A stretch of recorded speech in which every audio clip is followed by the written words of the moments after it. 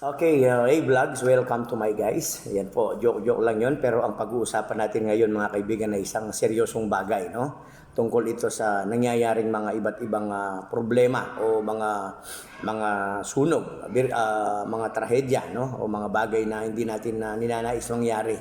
Dahil panahon po ngayon ng mainit, summer, of course, marami nang napaulat o napabalita na nagkasunog, no? So para maiwasan po 'yan, magbibigay po ko sa inyo ng konting kaalaman, konting tips na maaring yung iba sa inyo hindi pa po narinig, no? Ang pinagmumulan po ng tinatawag nilang apoy o fire sa English o fuego sa Kastila ay may tatlo po yan, may tatlong elemento. Yan po yung tinatawag nilang triangle of fire. When we say triangle, tatlo pong anggulo yan. Pag tinanggal mo yung isa, mawawala po yung apoy. Hindi siya mapo-form, no?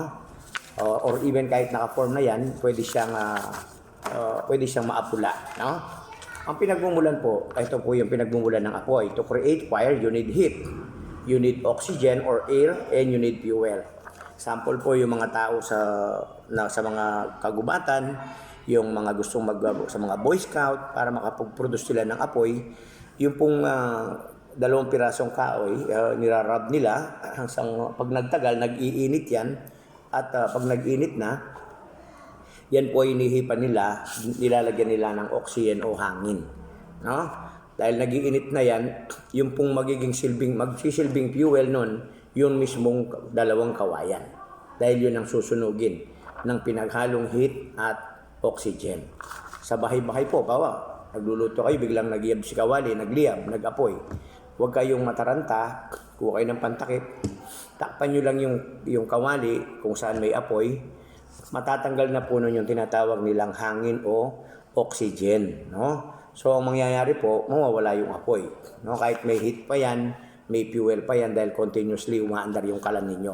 So, mawawala na yung apoy. Tsaka nyo na dahan-dahang isara yung inyong main o yung tinatawag nilang LPG tank. No? And so, for example, hindi nyo po nagawa yun na medyo nataranta na kayo. Kung alin ang mauna po dito, pwedeng mauna yung isara nyo yung fuel. No? Pag nasara nyo yung fuel, namatay na yung fuel, unti-unti mamamatay na rin si apoy. Pero pagka po marami yung susunugin pa niya, yun ang magsisilbing fuel naman niya. Halimbawa yung kawali may laman, nag-usok na yan. Kung may laman yun na niluluto kayo, yun susunugin niya. Pero hindi naman po yan magtatagal, ano? So tanggalin lang natin to.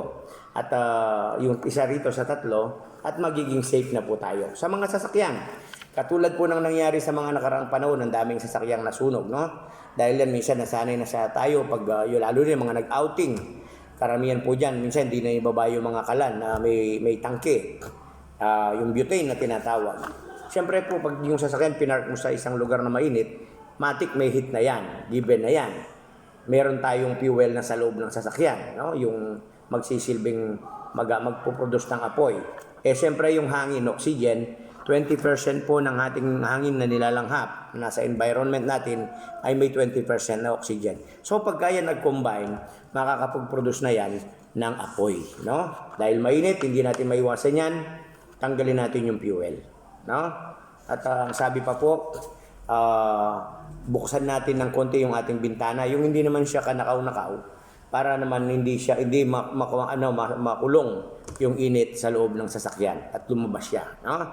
So ito pong mga tips na to ay ginawa na ng mga eksperto at ito po yung mga pamamaraan base sa kanilang pag-aaral, no? Sana po ay nagustuhan nyo at may natutunan kayo sa ating munting tips para sa ating kaligtasan. At yan po yung tinatawag nilang triangle of fire. So maging ligtas po tayo, maging maingat tayo sa lahat ng panahon at palagi tayong manalangin sa ating Panginoon. Maraming salamat, Tirso Romantico.